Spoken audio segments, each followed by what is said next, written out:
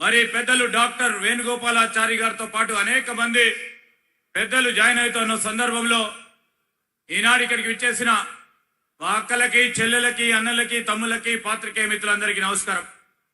ఇప్పుడే మరి సీతక్క గారు, శ్రీనివాస్ రెడ్డి గారు, బొజ్జి గారు కాంగ్రెస్ పార్టీకి ఎందుకు ఓటేయాలని, ఏ విధంగా సుగుణమ్మని గెలిపించుకొని రాబోయే ఈ 4.5 సంవత్సరాల కాలంలో కాంగ్రెస్ పార్టీ ప్రభుత్వం ఉంది.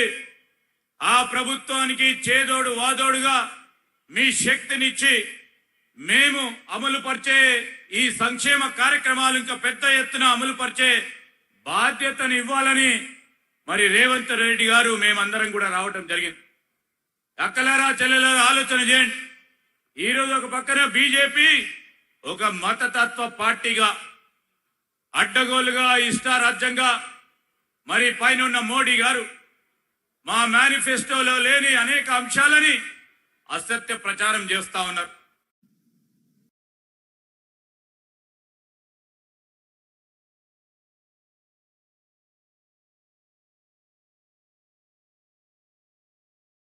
కానీ అదే విధంగా ఈ రోజు ఇక్కడ ఉంటున్న గిరిజన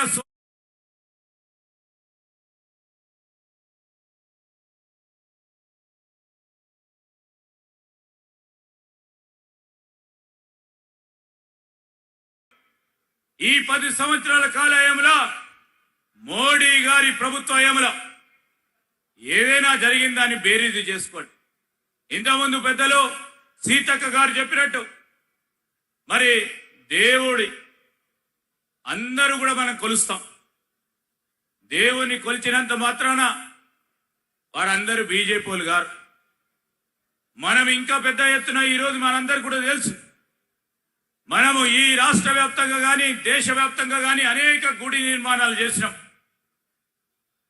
ఈ గుళ్ళు నిర్మాణం చేసిన తర్వాత ఈరోజు అందరికీ బుద్ధి కలగాలని, అందరికీ మేలు చేయాలని, అందరికీ ఆ భగవంతుడు అన్ని విధాల చూసుకోవాలని భగవంతుడు నిరంతరం మనము కొలుస్తా ఉన్న తరుణంలో ఆ భగవంతుడు మా పరంగానే ఉన్నాడని ఆ మార్కెటింగ్ చేసుకునే విధానాన్ని ఖచ్చితంగా ఈరోజు ఎన్నికలు వచ్చిన సందర్భంలో మనం అందరం కూడా చూపెట్టాల్సిందిగా కోరుతూ, మరి టీఆర్ఎస్ పార్టీకి సంబంధించి కూడా ఈ ఆదిలాబాద్ జిల్లాకి అన్యాయం జరిగింది. దాని పక్షంలోనే ఆనాడు టీఆర్ఎస్ పార్టీలో నోరు ఈడ్చి కోనప్ప లాంటి శాసనసభ్యులు ఆ రోజు ప్రభుత్వంలో ఉండి ఏది అడిగినా ఈ జిల్లాకు ఏది కూడా ఇవ్వని తరుణంలో ప్రభుత్వం కాంగ్రెస్ పార్టీ వచ్చింది.